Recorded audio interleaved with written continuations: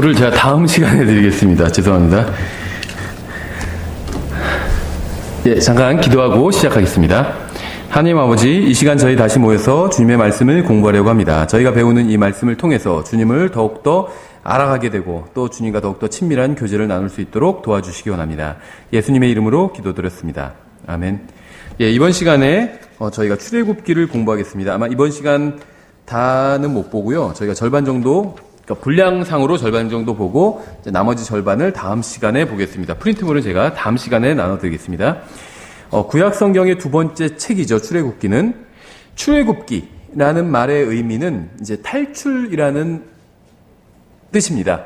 그러니까 엑소더스라는 말에는 이제 원래 우리나라 말로 하면 그냥 탈출기 이렇게 하면은 정확한 번역이 될 것 같아요. 그러니까 출애굽기란 말은 이집트를 탈출했단 말이잖아요. 그래서 이집트 탈출기 이렇게 하거나 아니면 그냥 탈출기 이렇게 하면 정확한 것 같습니다. 영어로는 그냥 way out이에요. 엑소더스란 말의 뜻은 탈출 이런 뜻을 가지고 있습니다. 출애굽기는 이집트의 압제로부터 이스라엘의 민족적인 구원을 다루고 있습니다. 그러니까 출애굽기는 개인의 구원을 다루는 책이 아니라 이제 민족적인 구원을 다루는 책입니다. 창세기는 이집트에서 요셉을 관에 넣는 것으로 끝나죠. 창세기 50장 맨 마지막 구절은 이집트에서 요셉을 관에 넣었더라. 이것으로 끝납니다. 관은 당연히 죽음을 상징합니다. 이집트는 세상을 상징하죠. 그래서 굉장히 부정적으로 창세기가 끝나게 되죠. 아담 안에서는 모든 사람들이 죽습니다. 그래서 출애굽기는 관에 들어간 이스라엘이 부활하는 내용을 담고 있어요. 다시 살아나는 내용을 담고 있습니다. 출애굽기는 구속의 책입니다. 출애굽기는 이제라는 단어로 시작합니다. 영어로는 now인데 이 now라는 단어가 번역하기가 참 쉽지는 않아요. 그러니까 자, 이제 뭐 이런 뜻이라고 보시면 됩니다. 일종의 접속사입니다. 이 now가. 모르겠어요. 중고등학교 교과서에도 그런 식으로 나오는지 모르겠는데 이제 킹제임 성경에서 이 now를 보시면 접속사라고 보시면 됩니다. 이건 이제 출애굽기가 창세기와 연결되어 있음을 보여줍니다. 그러니까 창세기 내용을 쭉 다 보고 나서 이제 이렇게 되었다. 이런 식으로 이야기를 하는 거예요. 출애굽기가. 레위기와 민수기와 신명기는 모두 다 접속사 and로 시작합니다. 그러니까 레위기, 민수기는 1장 1절이 아예 and라는 단어로 시작되고 신명기는 1장 3절에서 and라는 단어로 시작이 됩니다. 그래서 이것은 모세오경의 하나의 시리즈로 묶여 있다는 것을 보여줘요. 그래서 창세기는 in the beginning 이렇게 시작하죠. 출애굽기는 now 접속사로 시작해요. 그리고 레위기, 민수기, 신명기도 다 접속사로 시작을 합니다. 그래서 이 모세오경이 하나로 묶여 있다는 것을 보여줍니다. 출애굽기는 이름으로 시작합니다. now 하고 그 다음에는 이제 이름들은 이러하니 하면서 이름으로 시작합니다. 1장 1절에서. 왜 그러냐면 출애굽기는 구원의 책이기 때문에 그래요. 구원은 항상 이름과 관련이 있습니다. 구원받은 사람의 이름은 생명책에 그대로 기록되어 있죠. 구원받지 못한 사람의 이름은 생명책에서 지워지게 됩니다. 이름이 없어요. 그래서 구원받지 못하고 죽은 사람의 이름은 예수님께서도 모르시죠. 그래서 어떤 부자 이런 식으로 말씀하십니다. 구원받은 사람의 이름은 알고 계세요. 그래서 나사로와 그다음에 어떤 부자가 있었는데 구원받지 않는 사람의 이름은 모르시기 때문에 그렇게 표현하신 것이죠. 그래서 구원은 항상 이름과 관련이 있습니다. 창세기에 나온 족장의 가족은 출애굽기에서 이제 민족이 됩니다. 창세기 끝부분에서 이제 한 70여 명의 일종 부족이죠. 일종의. 그것이 이제 출애굽기 1장에서는 정확한 수는 알 수 없지만 대략 200만에서 300만 정도 되는 이제 민족이 되었습니다. 야곱의 아들들은 이스라엘이 되었습니다. 그들은 가나안 땅에서 고센에 거하면서 이집트인들과 분리되어 있었어요. 창세기 15장 13절부터 16절에서 하나님께서는 아브라함에게 그의 자손이 400년 후에 가나안 땅을 상속받게 될 것이라고 말씀하셨습니다. 또한 그의 후손들이 낯선 땅에서 고난을 받게 될 것이라고 미리 말씀을 하셨죠. 우리는 출애굽기에서 이스라엘 백성들이 고통을 당하고 또 울부짖고 또 도피하고 그 다음에 인도받고 나중에 채움을 받는 것을 볼 수 있습니다. 그리고 그들은 가르침을 받고 세움을 받고 나중에 궁극적으로 하나님께 경배하게 됩니다. 그러니까 출애굽기를 보면 고통받던 사람들이 나중에는 하나님께 경배하는 사람으로 변하는 모습을 볼 수 있어요. 그래서 이것이 출애굽기의 주제는 민족적인 구원이긴 하지만 신약 구원의 모형을 제시해주고 있다고 볼 수가 있습니다. 출애굽기는 하나님께서 이스라엘을 이집트로부터 데리고 나오심을 통해서 속박으로부터 어떻게 구출하셨는지를 보여줍니다. 주의할 점은 이러한 것은 구속의 소극적인 면이라는 사실이에요. 그러니까 적극적인 면은 하나님께서 그들을 데리고 나오셔서 그들과 언약을 맺으셨다는 겁니다. 그러니까 단순히 구원만 해주시는 것이 아니라 약속을 해주셨다는 거예요. 주님은 그들을 특별한 보물로 삼으셨고, 이스라엘 백성을 특별한 보물로 삼으셨고, 국가의 근본을 이루는 또 율법을 주셨습니다. 그래서 출애굽기의 후반부는 이러한 내용을 담고 있죠. 그래서 출애굽기에 기록된 구속은 예수 그리스도께서 갈보리에서 이루신 구속의 가장 큰 예화라고 볼 수 있습니다. 그러니까 출애굽기가 교리적으로는 민족의 구원을 담고 있지만 예표적으로는 예수 그리스도의 구원, 어린 양의 피를 통한 구원을 담고 있다는 거예요. 출애굽기의 계율을 간략하게 요약하면 이제 이렇습니다. 1장부터 12장까지 이제 노예들이 구원받는 장면이 나와요. 그래서 1장부터 4장까지는 하나님께서 구원자 모세를 준비하시는 장면이 나오고, 5장부터 11장까지는 하나님께서 이스라엘에서의 심판을 통해서 자신의 능력을 보여주시는 장면이 나옵니다. 12장에는 하나님께서 자신의 생각을 이제 선언하시는 장면이 나옵니다. 13장부터 18장은 구원받은 사람들은 분리되어야 된다는 진리를 말씀하고 있습니다. 13장부터 14장은 완전한 분리에 대해서 말씀하고 있고, 15장은 이제 양심의 분리에 대해서 말씀하고 있고,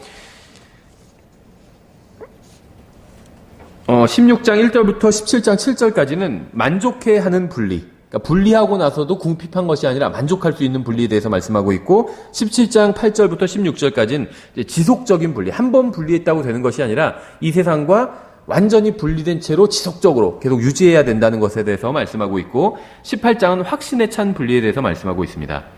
또 19장부터 40장까지는 분리된 사람들은 성화된다는 내용을 다루고 있습니다. 그래서 19장부터 24장까지는 성화의 기초에 대해서 다루고 있고, 25장부터 27장, 또 30장부터 31장까지는 성화에 초점을 맞추고 있고, 그다음에 28장부터 29장까지는 성화의 기능에 대해서 설명하고 있고, 32장은 성화가 실패한 경우에 대해서 설명하고 있고, 33장부터 40장까지는 성화가 이제 성취되는 것에 관해서 말씀하고 있습니다. 출애굽기에는 주께서 말씀하셨다, 주님께서 말씀하셨다 라는 표현이 45번 나와요. 또 하나님께서 말씀하셨다 이런 표현도 이제 2번 나오고, 그분께서 말씀하셨다 라는 표현도 13번 나오고, 주 하나님께서 말씀하셨다 이런 표현도 이제 7번 나옵니다. 그래서 출애굽기에서는 하나님께서 직접적으로 말씀하시는 장면이 67번 나옵니다. 많이 나오는 거죠. 그러니까 출애굽기가 40장으로 이루어져 있기 때문에 한 장에 한 번 이상, 한 번 반, 계속 2장에 3번씩 주님께서 말씀하셨다 이런 표현이 나온다는 겁니다. 예, 출애굽기는 1213 구절과 이제 킹제임스 성경의 경우에 32,692 단어로 이루어져 있습니다. 앞서 언급한 것처럼 출애굽기는 구속의 책입니다. 출애굽기에는 히브리 민족과 종교의 기원이 언급되어 있어요. 히브리 종교의 기원이 언급되어 있죠. 출애굽기에는 많은 상징과 유형과 모형이 등장합니다. 대부분 예수 그리스도의 모형과 상징과 유형이죠. 이집트는 하나님의 백성들을 반대하는 세상을 상징합니다. 파라오는 하나님의 백성들을 계속 노예로 잡아두고 자신을 섬기게 하려는 사탄을 상징합니다. 또 이스라엘은 속박으로부터 구원받아 하나님의 보호를 받고 순례자의 길을 떠나는 교회를 상징합니다. 그렇죠? 그래서 이를테면 이스라엘이 유월절을 통해서 구원받는 것이 신약 교회의 구원과 유사하죠. 그래서 유월절 이후에 이스라엘은 일단 구원받은 사람의 모습으로 나옵니다. 다음에 광야에서 40년은 이제 구원받은 사람이 사는 이 세상의 어떤 여정의 길을 의미한다고 볼 수가 있습니다. 모세는 예수 그리스도를 상징하죠. 홍해를 건넌 것은 악한 이 세상에서 믿는 자들이 이제 구원받은 것, 또 부활을 상징합니다. 이 물은 부활과 관련이 있어요. 그래서 우리가 물속에 잠겼다가 다시 꺼내죠. 침례식이 이거죠. 예수 그리스도와 함께 죽고 함께 부활했다. 이런 것을 의미하죠. 만나는 생명의 빵이 되시는 예수님을 상징합니다. 그래서 만나는 매일 먹어야 되죠. 한꺼번에 나가서 막 며칠치를 모아올 수가 없어요. 그러면 다 썩습니다. 하루치만 남고. 그래서 만나는 매일 가서 아침에 가서 모아와야 됩니다. 그래서 만나는 예수 그리스도를 상징합니다. 매일 주님과 교제를 가져야 돼요. 한 번 주님과 진하게 교제 가졌다고 해서 이제 당분간 교제 안 가져도 된다. 이럴 수 없다는 거죠. 매를 맞은 반석이 있죠. 내리치기가 막대기로 내리치니까 반석에서 물이 나왔잖아요. 이것도 예수 그리스도를 상징합니다. 우리를 위해서 한 번 맞아주셨죠. 십자가에서 하나님께 매를 맞으신 거예요. 예수님께서 우리를 대신해서. 그래서 이 반석도 예수 그리스도를 상징합니다. 아말렉은 육신을 상징합니다. 아말렉이 계속해서 이스라엘을 괴롭히죠. 구원받은, 민족적인 구원을 받은 이스라엘을 아말렉 족속이 괴롭힙니다. 그래서 이것은 우리의 육신을 상징해요. 구원받은 사람은 두 본성을 가지고 있습니다. 구원받기 전에는 본성이 하나였어요. 아담으로부터 물려받은 이 본성이 있죠. 구원받지 않은 사람의 마음에는. 이것을 이제 로마서 6장 7장에선 sin, 단수로 sin이라고 부릅니다. 죄라고 불러요. 죄의 본성. 근데 구원받은 사람의 몸에도 여전히 이 죄가 거하고 있습니다. 하지만 새로운 본성도 태어났죠. 성령님께로부터 태어난 새로운 본성이 있습니다. 여기서 출애굽기에 나오는 이 아말렉 족속은 구원받은 사람의 육신에 있는 그 죄의 본성을 상징합니다. 6월절은 갈보리의 어린 양을 당연히 상징하고 있겠죠. 출애굽기는 세 부분으로 나눌 수 있습니다. 이집트 안에 있는 이스라엘을 다루는 1장부터 12장까지. 여기가 하나의 첫 부분인데 여기서 하나님의 백성이 당하는 속박과 압제를 보여주고 있죠. 13장부터 18장은 둘째 부분이고 구원받아 분리된 사람들이 신의 산을 여행하는 것을 보여주고 있고 이제 19장부터 40장은 셋째 부분으로 율법과 성막과 경배와 하나님의 영광이 나오고 구원받아 분리된 사람들의 성화를 보여줍니다. 출애굽기는 예수 그리스도를 유일한 6월절 어린 양으로 제시하고 있죠. 고린도전서 5장 7절에 그러므로 너희는 누룩 없는 자들인즉 새 덩어리가 되기 위하여 묵은 누룩을 제거하라. 우리의 6월절 어린 양 곧 그리스도께서 우리를 위하여 희생물이 되셨느니라. 그래서 모세오경에 나오는 이 절기들, 다음에 희생물들, 뭐 번제, 무슨 죄 하는 그런 희생물, 제사와 또 절기들이 있잖아요. 6월절, 장막절, 무슨 이런 절기들 다 예수 그리스도를 상징하는 것이라고 보시면 됩니다. 그래서 예수 그리스도 안에서 율법이 완전히 성취되었어요. 그래서 우리는 예수 그리스도로 옷 입고 있고 예수 그리스도 안에 들어가 있죠. 그래서 우리는 율법을 지켜야 될, 교리적으로 율법을 지켜야 될 이유는 없다는 겁니다. 그러니까 율법을 지키지 않으면 하나님께서 우리에게 진노하지는 않으신다는 거예요. 왜냐하면 예수 그리스도 안에서 율법이 다 성취되었는데 우리가 그 예수 그리스도 안에 들어가 있기 때문에. 출애굽기는 죄인이 마귀에게 노예로 사로잡혀서 이 세상에서 고통받고 있는 모습으로 이제 시작합니다. 1장과 2장이 그렇게 시작하죠. 죄인은 하나님의 구원 없이는 결코 이러한 속박으로부터 탈출할 수 없습니다. 3장과 5장에 나와 있죠. 이 구원은 신의 산에서 율법을 받는 것과 관련이 있어요. 마귀는 하나님의 구원 계획을 거부하기 위해서 죄인들에게 타협안을 제시합니다. 6장부터 11장에 나오죠. 처음에 뭐 남자만 가라, 뭐 아이들은 놓고 가라, 뭐 가축은 놓고 가라, 재산은 놓고 가라, 이런 식으로 파라오가 이스라엘 백성들에게 타협안을 제시하죠. 최종적인 구원은 어린 양의 피로 이루어집니다. 12장에 나오죠. 구원받은 죄인들은 한밤중에 이 세상으로부터 벗어나게 됩니다. 12장 13장에 나오고 하나님의 기적이 없었다면 구원받은 사람들은 다시 마귀에게 잡혀갔을 것입니다. 하나님께서 홍해를 갈라서 이스라엘 백성들이 이제 뒤에서 쫓아오는 파라오의 군대를 피할 수 있게 해주셨죠. 14장 15장에 나오죠.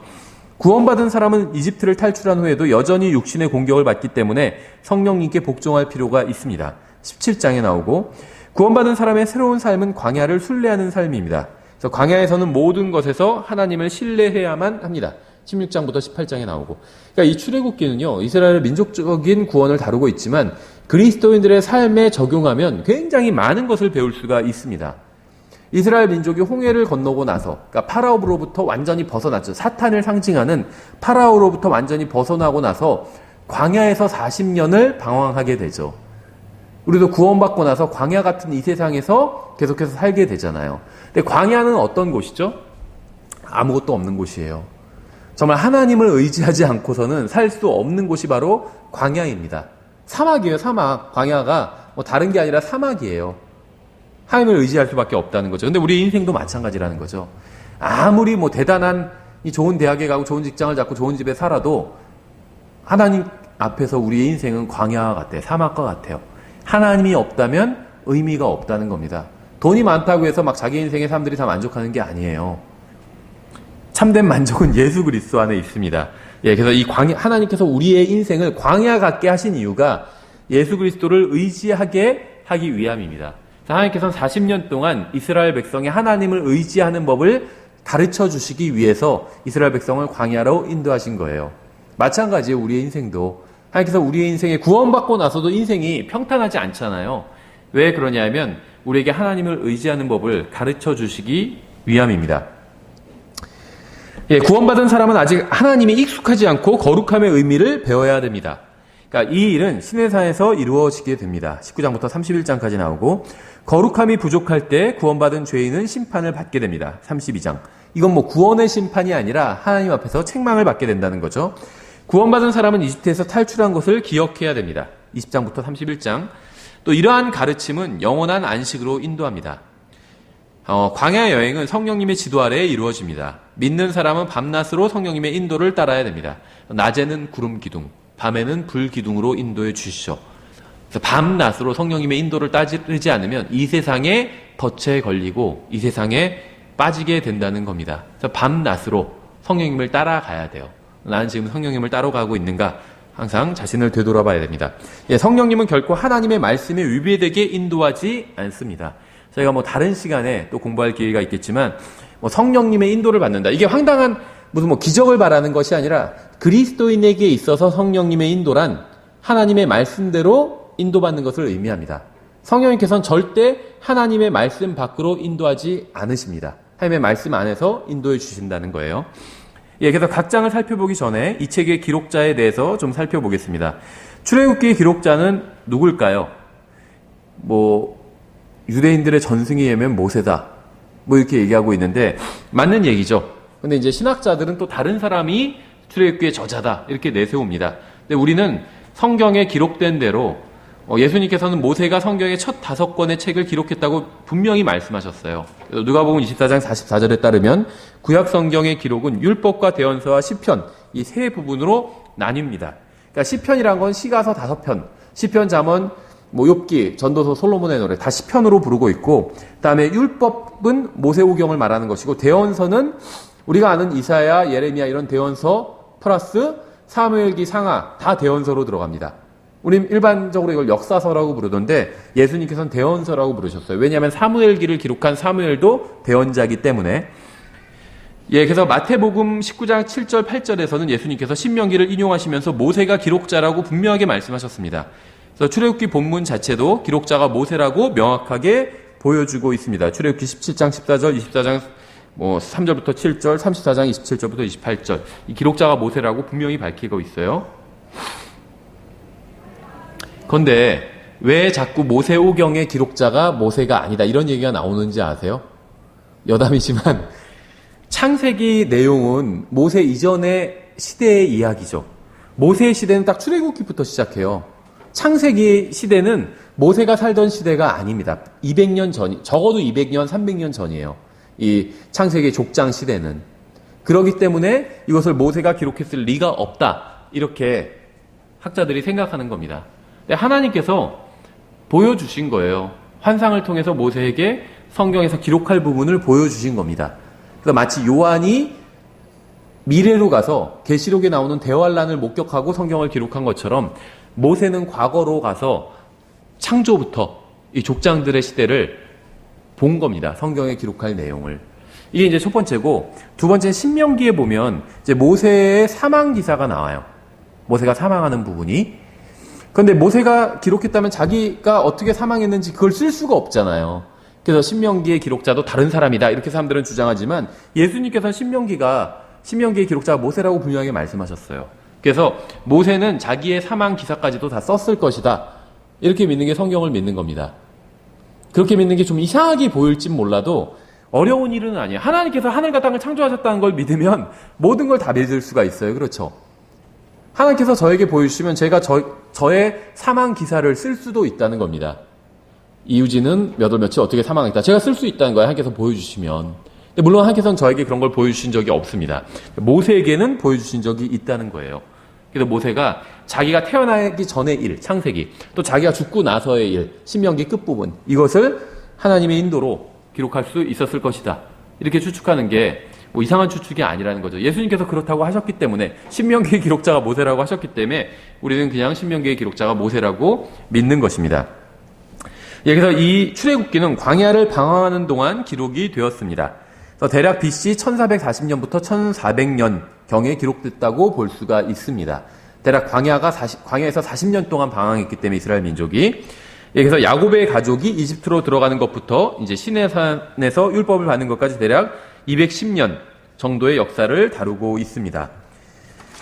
아브라함과 언약을 맺을 때 이제 창세기 12장에 나오죠. 이때부터 이집트로 들어갈 때까지는 215년이 걸렸어요.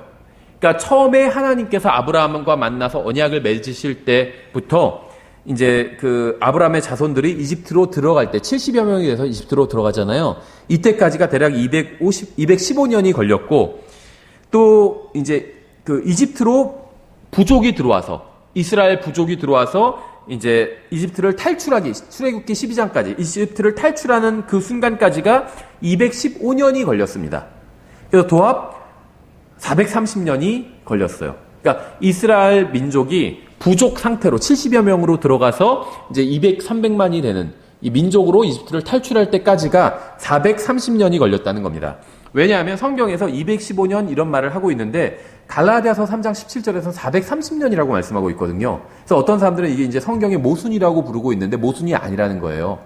215년이 두 번 있었고 이걸 합해서 갈라디아에서 3장 17절에선 430년이다. 이렇게 말씀하고 있다는 거예요. 그러니까 성경 어디에서는 이스라엘이 이집트에 거했던 기간이 430년이라고 하고 어떤 곳에서는 215년이라고 말씀하고 있는데 이게 모순이 아니라는 겁니다.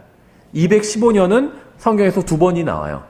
그래서 이스라엘이 부족으로 들어가서 그러니까 부족으로 들어간 기간, 그러니까 아브라함부터 이스라엘이 부족으로 들어갈 때까지가 215년이고 부족으로 들어가서 민족이 될 때까지가 출애굽할 때까지가 215년이라는 거예요. 그래서 아브라함부터 이스라엘 그 민족 출애굽 전까지가 하면 430년이 된다는 겁니다. 그래서 총 이 이스라엘이 430년 동안 이집트에 거했다. 이렇게 볼 수 있다는 거죠. 예, 출애굽기의 목적은 아브라함을 향한 하나님의 목적과 약속이 어떻게 성취되었는지를 보여주고 또 이집트에서 속박된 이스라엘 민족의 구원을 보여주기 위해서 출애굽기가 기록이 되었습니다. 출애굽기는 6월절의 기원과 또 시내산에서 율법을 받은 것과 성막의 건축에 대해서 말씀하고 있죠. 출애굽기가 아니었다면 많은 사실을 알 수 없었을 것입니다. 그러니까 유독 출애굽기에만 나오는 내용이 굉장히 많이 있다는 거예요. 출애굽기는 이집트에서 속박되었던 이스라엘 민족의 구원과 또 구원받은 이후에 하나님께 경배하며 사는 거룩한 삶에 대해서 말씀하고 있습니다. 신약교회 성도들은 세상에서 마귀에게 속박되었지만 예수 그리스도를 통해서 구원받은 이후에 하나님께 경배를 드리며 거룩한 삶을 살게 되었죠. 출애굽기의 핵심 단어는 84번 나오는 내가 하리라, I will, 하나님께서 하시는 말씀이에요. 내가 하리라 라는 말과 또 10번 나오는 구속받은, redeemed, 구속받은 이라는 표현입니다. 이게 출애굽기의 핵심 단어예요. 출애굽기의 첫째 핵심 구절은 3장 8절입니다. 출애굽기의 중요한 구절이 이제 본문이 세 가지가 있는데 첫 번째 본문은 3장 8절이에요. 내가 그들을 이집트 사람들의 손에서 건져내고 그들을 그 땅에서 데리고 올라와 아름답고 광대한 땅, 젖과 꿀이 흐르는 땅, 곧 가나안 족속과 헷 족속과 아모리 족속과 브리스 족속과 히위 족속과 여부스 족속의 처소로 이끌려고 내려왔노라. 이게 출애굽기의 첫 번째 핵심 구절입니다. 두 번째 핵심 구절은 12장 23절과 29절부터 31절입니다. 먼저 12장 23절에 주께서 두루 지나가시며 이집트 사람들을 치실 때 문의 임방과 양옆 기둥의 피를 보시면 주께서 그 문을 넘어가시고 파멸시키는 자가 너희 집에 들어가 너희를 치지 못하게 하시리라. 29절 한밤중에 주께서 이집트 땅에 처음 난 것 모든 것 즉 왕자에 앉은 파라오의 처음 난 자로부터 감옥에 갇힌 자의 처음 난 자까지 치시고 또 가축의 처음 난 모든 것을 치심에 그 밤에 파라오와 그의 모든 신하들과 모든 이집트 사람들이 일어나고 이집트에 큰 부르짖음이 있었으니 이는 그곳에서 사람이 죽지 않은 집이 하나도 없었기 때문이더라. 밤에 파라오가 모세와 아론을 불러 이르되 너희와 이스라엘 자손은 일어나 내 백성 가운데서 떠나며 너희가 말한 대로 가서 주를 섬기고. 세 번째 핵심 구절은 19장 4절부터 6절입니다.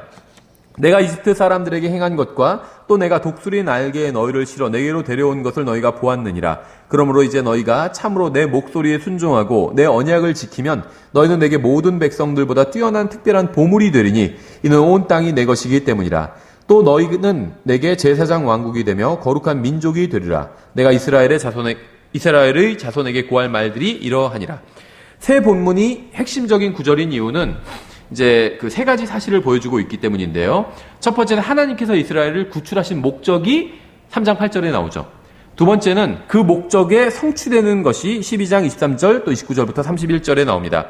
세 번째는 하나님께서 구속하신 사람들을 이제 가르치시는 장면이 19장 4절부터 6절에 나옵니다. 예, 이제는 각 장을 간략하게 한번 요약해 보도록 하겠습니다. 1장에서 이스라엘은 속박된 상태로 있습니다. 그래서 새로운 파라오는, 그러니까 요셉을 모르는 새로운 파라오가 등장해서 이스라엘 백성들을 극심하게 핍박하기 시작하죠. 그러나 하나님께서 택하신 백성이 더 이상 번성하지 못하게 합니다. 남자, 사내 아이면 다 죽여라. 이런 명령을 나오죠. 그러니까 이스라엘 백성의 씨를 아예 없애버리기 위해서 이제 계략을 세운 거죠. 그래서 파라오는 하나님의 능력을 전혀 이해하지 못하고 있어요. 2장에서는 구원자가 등장합니다. 모세가 등장하죠. 성경은 813번에 걸쳐서 모세를 언급하고 있어요. 그러니까 모세라는 이름이 성경에 813번이나 나와요. 굉장히 많이 나오죠. 근데 이제 여기 출애굽기 2장에서 처음으로 등장합니다. 히브리서 11장 23절에서 이렇게 말씀하고 있어요. 믿음으로 모세의 부모는 그가 태어났을 때 석 달 동안 그를 숨겼으니 그가 특이한 아이인 것을 그들이 보고 왕의 명령을 두려워하지 아니하였느니라. 모세의 부모는 믿음을 가지고 있었습니다. 또 모세도 믿음을 가지고 있었죠. 그러니까 모세가 어디에서 믿음을 배웠는지를 알 수 있죠. 바로 부모님으로부터 믿음을 물려받았어요. 로마서 10장 17절에 나오죠. 그런즉 이와 같이 믿음은 들음에 의해 오며 들음은 하나님의 말씀에 의해 오느니라. 그러니까 모세의 부모님은 하나님의 말씀을 알고 있었고 자신들이 알고 있던 하나님의 말씀을 모세에게 가르쳐 주었습니다. 그래서 아기 모세가 담겨 있었던 이제 그 궤가 있죠. 갈대로 만든 궤라고 나오는데 이것이 영어로는 그냥 아크입니다. 아크. 노아의 방주도 영어로는 아크예요. 그렇죠. 그래서 방주의 모양이 뭐 유선형이었을 것이고 어떻게 생겼을 것이고 이렇게 추측하는 사람들이 있는데 아크입니다. 아크예요. 방주가 뛰어난 배이기 때문에 노아의 가족들이 구원받은 게 아닙니다. 노아의 가족이 구원받은 이유는 배를 튼튼하게 잘 만들었기 때문이 아니라 하나님의 말씀을 믿었기 때문이에요. 그렇죠. 예, 그래서 이 모세가 담겨있던 아크, 궤, 이것도 물 위에 떠 있었죠. 노아의 가족들이 타고 있었던 아크, 이 방주도 물 위에 떠 있습니다. 우리나라 말로는 궤, 방주 서로 다른 단어인데 영어로는 똑같아요. 둘 다 아크입니다. 그렇죠. 모세의 부모는 믿음으로 다른 사람들과 파라오에 대한 두려움을 극복했습니다. 믿음이 하나님에 대한 믿음이 있으면요. 사람에 대한 두려움을 극복할 수가 있어요. 왜 사람을 두려워하는 줄 아세요? 하나님을 믿지 않기 때문이에요. 사람은 아무것도 아니에요. 성경에 의하면 너희 육신을 죽이는 자들을 두려워하지 말라고 그랬어요. 그렇죠. 육신과 혼을 지옥에서 멸하실 수 있는 분을 두려워하라고 했거든요. 하나님. 모든 것을 심판하실 분은 하나님이에요. 이 세상은요. 모든 것에 대한 결론이 내려지는 장소가 아닙니다.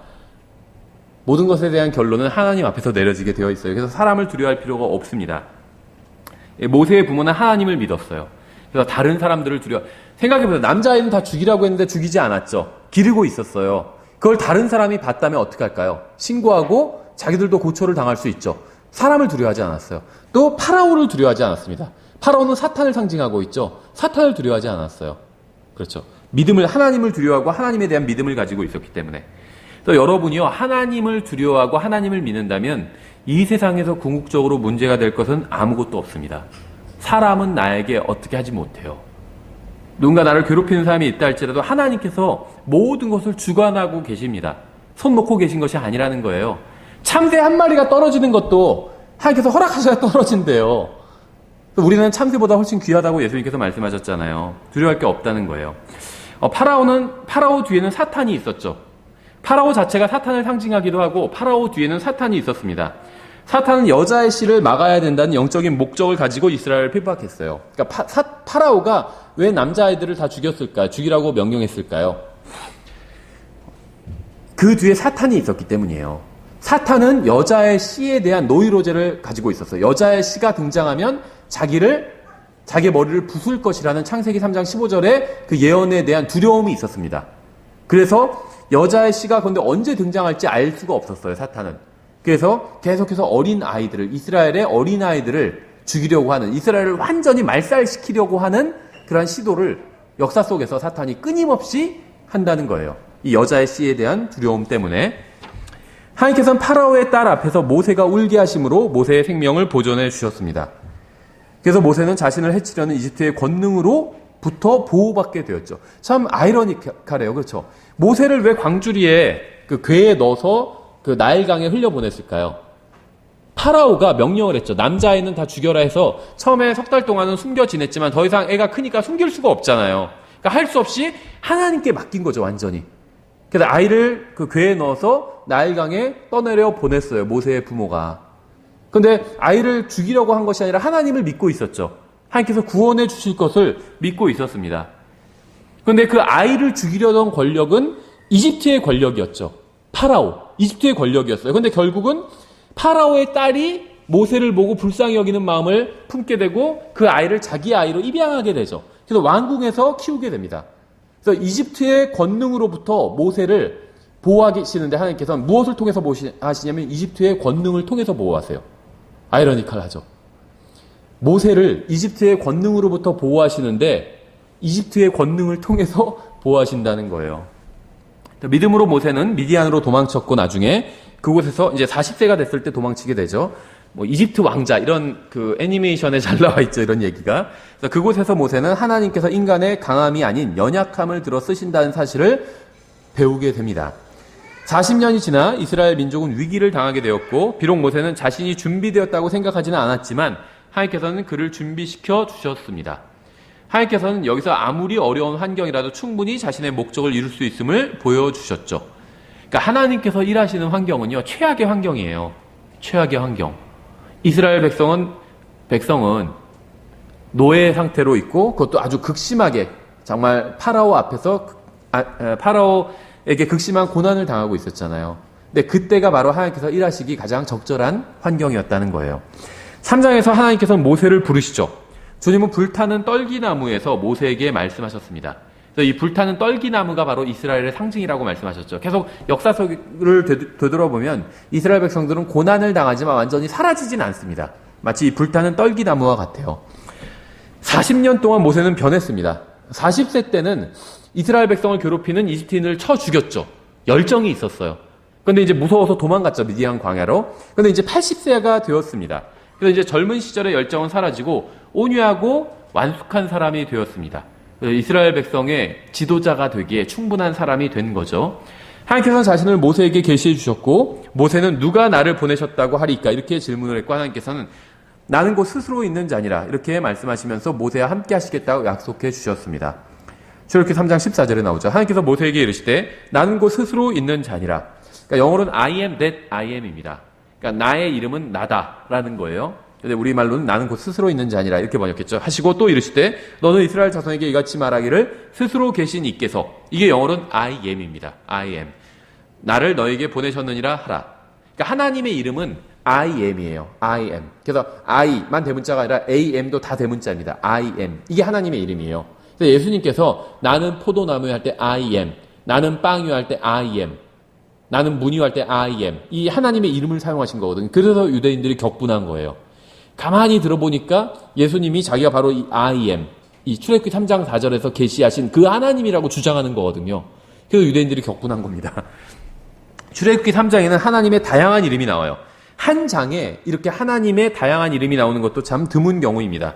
8가지가 나오는데 나는 곧 스스로 있는 자 아니라 I am that I am, 또 스스로 있는 자 I am, 또 아브라함의 하나님, 이삭의 하나님, 야곱의 하나님인 주 하나님, 또 히브리인들의 하나님, 아브라함의 하나님, 너희 조상들의 하나님, 주 우리 하나님, 히브리인들의 주 하나님. 하나님께서 다양한 방식으로 자기를 계시하고 계신 것이죠.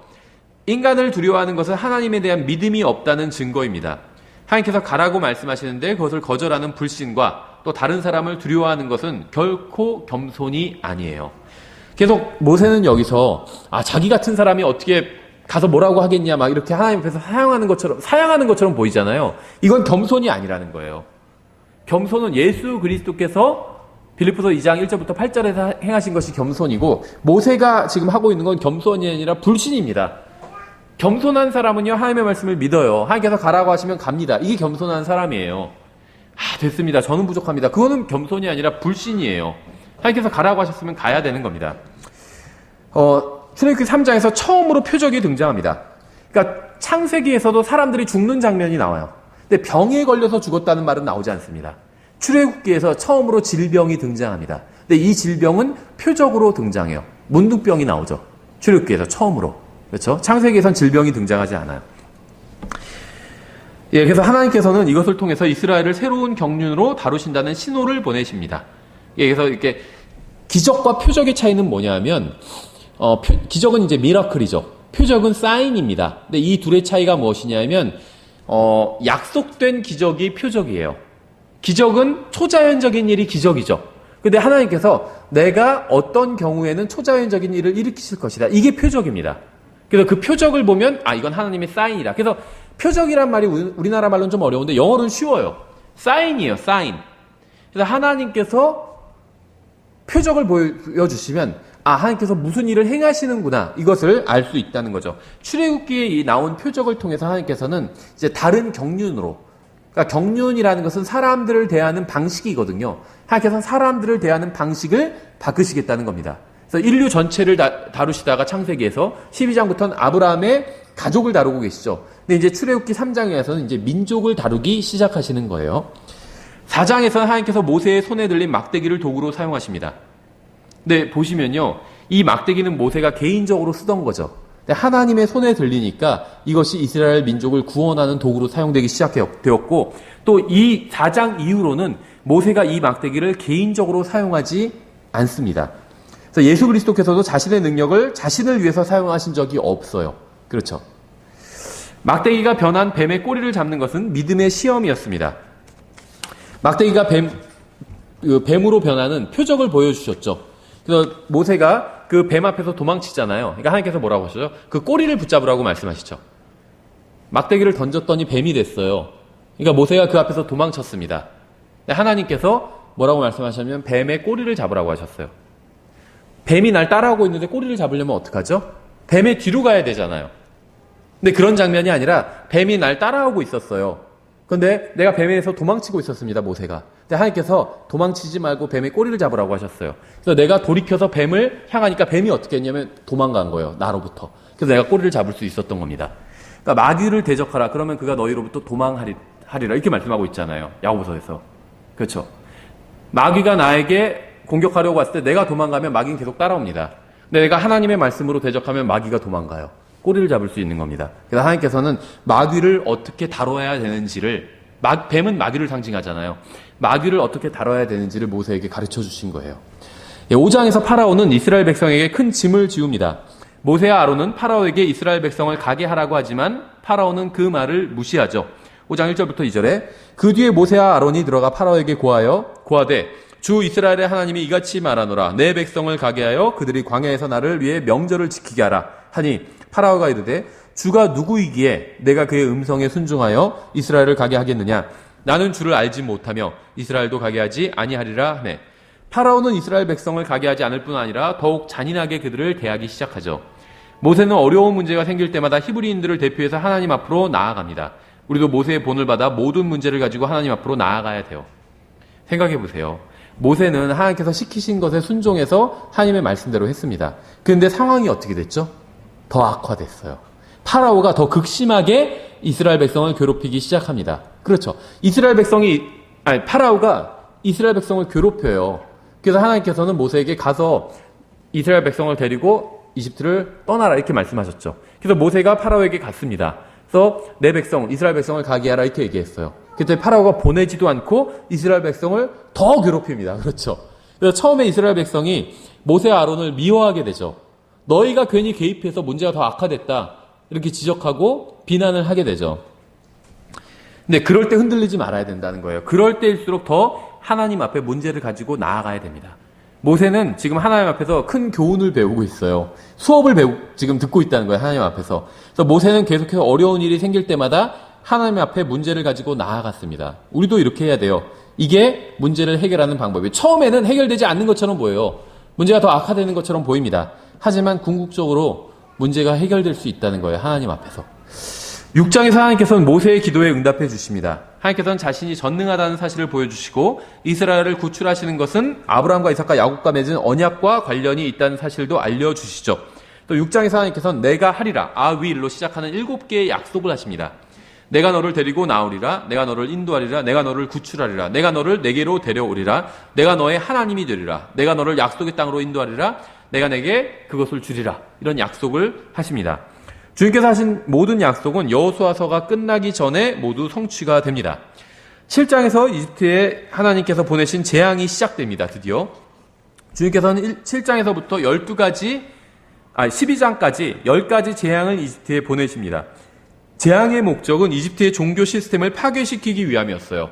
이게 이제 이집트의 종교 시스템이 신비의 바벨론을 계승한 것이었거든요. 그래서 이것을 파괴시키기 위해서 이집트에 재앙을 내리신 것입니다.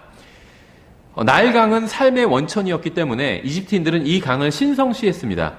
하나님께서는 이 강의 물을 피로 변하게 하심으로 그들의 생명의 원천을 죽음의 원천으로 만드신 거죠. 그들의 종교는 하나님께서 하시는 일을 막거나 되돌리지 못했습니다. 그렇죠. 이 10가지 재앙이 다 이집트에서 섬기는 10가지 신과 관련이 있었어요. 그래서 하나님께서는 이 10가지 재앙을 내리신 것이고, 이집트인들이 섬기는 그 신이 하나님께서 내리시는 심판을, 이 재앙의 심판을 막지 못한다는 걸 이집트인들에게 보여주신 겁니다. 그렇죠? 8장에는 개구리와 이와 파리의 재앙이 나옵니다. 처음에는 마술사들이 사탄의 능력을 힘입어서 이제 비슷한 결과를 만들어냅니다. 처음 두 개의 재앙은 이 마술사들도 흉내를 내요. 그런데 결국에는 더 일만 악화시키는 거죠. 이를 만들었어요. 하나님께서 이가 넘치게 하셨다니까 마술사들로 이를 만들죠. 그런데 결국 이를 없앤 게 아니라 이를 더 많이 만들어낸 거잖아요. 그렇죠? 그러니까 마술사들이 하나님의 기적을 흉내냈는데 이것은 결국 이집트를 더 어렵게 만들었다는 겁니다. 두 번째 흉내를 끝으로 그들은 더 이상 하나님의 능력을 흉내내지 못해요. 이것은 하나님의 손길이라는 것을 인정하게 되죠. 마술사들도. 주님께서 세 번째 재앙에서 방법을 바꾸셨습니다. 그래서 아무 경고도 없이 재앙을 내리셨어요. 근데 이 10개의 재앙이 나오잖아요. 근데 이제 9개가 한 묶음이고 마지막 하나 장자를 죽이시는 게 이제 마지막 재앙이죠. 근데 이 9개의 재앙을 3개로 나누면 3개씩 묶여 있어요. 그래서 2개의 재앙은 경고가 있고 세 번째는 경고가 없습니다. 또 2개의 재앙은 경고가 있고 세 번째는 경고가 없어요. 2개는 경고가 있고 세 번째는 경고가 없습니다. 하나님께서 경고하시고 재앙 내리고, 경고하고 재앙 내리시고, 그래도 안 되면 경고 없이 재앙 내리시고, 또 다시 경고하고 재앙 내리시고, 패턴이 있어요. 하나님의 재앙에. 그렇죠? 예, 파라오는 계속해서 주님의 말씀을 거부했습니다. 넷째 재앙에서 이스라엘 자손들은 해를 입지 않았습니다. 하나님께서는 계속해서 재앙을 내리시면서 이러한 재앙들이 결코 우연이 아님을 분명하게 보여주셨어요. 재앙이 처음에 일어나고 두 번째 일어났을 땐 이집트 사람들이 우연이라고 생각할 수도 있잖아요. 그래서 하나님께서는 재앙을 10개를 내리신 이유가 우연이 아니란 걸 보여주기 위함이었습니다. 9장에서는 가축의 병과 종기와 우박이 나오죠. 9장에 나오는 가축의 병은 치명적인 것이었습니다. 가축이 다 죽는 그러한 질병이었어요. 이집트인들에게는 이제 소도 신성한 것이었습니다. 소를 숭배했어요. 그래서 출애굽 왜 이스라엘 백성이 모세가 시내산에 율법을 받으러 갔을 때, 모세가 내려오지 않았을 때 신의 형상을 만들었잖아요. 소였죠. 송아지상이었어요. 왜 송아지상을 만들었을까요? 이 소가 이집트에서 신성한 것이었기 때문이에요. 그래서 송아지상을 만들고 그것이 바로 이제 우리의 신이다, 이렇게 선언한 거죠. 근데 사실은 그것은 이집트에서 자신들이 섬기던 신이었어요. 이집트인들과 자기들이 함께 섬기던 신이었다는 거죠. 예전 이집트 생활로 돌아간 것이었습니다. 이스라엘 백성들의 출애굽 이후에도 신의 산 아래서. 주님께서 종기 재앙도 아무 경고 없이 내리셨습니다. 우박과 어둠은 이집트인들이 숭배하는 아이시스와 또 오시리스, 즉 태양의 신과 달의 여신에게 내려진 하나님의 심판이었어요. 하나님께서 출애굽기를 보면 하나님께서 이집트인들만 심판하신 것이 아니라 이집트의 신들도 심판하셨다는 표현이 나와요. 그래서 이런 재앙들이 이집트의 신들과 관련이 있습니다. 이집트의 신들의 상징과 관련이 있어요. 그렇죠? 10장에서는 메뚜기와 어둠의 재앙이 내립니다. 이제 일이 이쯤 진행되자 모세도 하나님의 두려운 심판에 압도되기 시작해요. 그래서 파라오한테 가서 처음에 보면은 파라오한테 가서 간구를 합니다. 모세가 우리 백성을 좀 가게 해주십시오. 이런데 나중에는요 큰 소리를 치게 돼요. 모세가 가서. 그래서 이제 마지막 거의 8째, 9째 심판에 이르러선 모세도 이제 하나님의 완전히 그 능력에 압도되기 시작하고 믿기 시작합니다. 그래서 하나님을 두려워하게 돼요. 파라오는 아무것도 아니구나. 그걸 깨닫게 됩니다. 그래서 파라오 앞에 가서 막 큰 소리를 치기 시작해요. 모세가. 하나님께서는 이러한 재앙들을 통해서 주님의 말씀을 반역하는 자들이 어떤 심판을 받게 되는지를 분명하게 보여주십니다. 여기서 첫 번째, 두 번째, 네 번째, 다섯 번째, 일곱 번째, 여덟 번째 심판은 미리 경고가 있었고 3, 6, 9번째 심판은 경고가 없었죠. 파라오는 이미 완고해졌기 때문에 하나님께서는 그를 설득하시기 위해서가 아니라 자신의 능력을 보여주시기 위해서 재앙을 내리셨습니다. 이집트인들은 이러한 재앙으로부터 자신들을 지켜줄 신을 숭배하고 있었기 때문에 하나님께서는 이러한 재앙을 통해서 이집트의 신들과 그들을 숭배하는 인간들을 심판하셨습니다. 11장에서는 마지막 재앙이 임하죠. 파라오는 결국 하나님을 거부하였고 이제 하나님도 결국 파라오를 거부하셨습니다. 그러니까 마지막 11장에서 이제 장자를 치시는 심판이 임하게 되잖아요. 이때까지도 파라오는 구원받을 기회가 있었다는 거예요. 그렇죠. 파라오의 장자는 죽지 않을 수 있었다는 겁니다. 근데 파라오는 하나님을 끝까지 거부했죠. 그래서 하나님께서도 여기서 파라오를 버리십니다. 하나님께서 먼저 포기하신 게 아니에요. 하나님께서 매를 들이시는 이유는 포기하지 않으셨기 때문이에요. 하나님께서 이집트를 매로 치신 이유는 이집트 사람들도 회개하고 하나님께 돌아오게 하기 위함이었습니다. 이스라엘 백성만 구출하기 위함이 아니라 이집트 사람들도 하나님께 돌아오게 하기 위함이었어요. 근데 끝까지 하나님을 거부했죠. 그래서 이제는 하나님도 파라오를 버리십니다. 하나님께서는 재앙을 내리심으로 파라오가 마음을 돌이켜 회개할 충분한 기회를 주셨어요. 9가지 기적을 보여주셨잖아요. 그럼 이제 좀 말을 들어야 되잖아요. 그렇죠? 끝까지 거부하는 거예요. 그러니까 하나님께서는 10번째, 이제 마지막 재앙을 내리십니다. 이제는 회개의 기회가 모두 사라졌습니다. 하나님께서는 친히 복수의 천사로 이집트 전역을 돌아다니셨습니다. 하나님께서는 마지막 심판을 집행하시면서 이제 이것을 피할 수 있는 방법을 모세에게 알려주시게 되죠. 그 내용이 12장에 나옵니다. 그래서 이 출애굽기 12장은 성경에서 정말 가장 정말 위대한 장 중에 손에 10손가락, 5손가락 안에 꼽을 수 있는 장 중에 하나라고 볼 수가 있습니다. 특히 구약 성경에선 창세기 1장과 더불어 가장 중요한 장으로 꼽을 수 있는 장이 바로 이 출애굽기 12장이고 저희가 다음 시간에 이어서 출애굽기 12장부터 마지막까지 보도록 하겠습니다.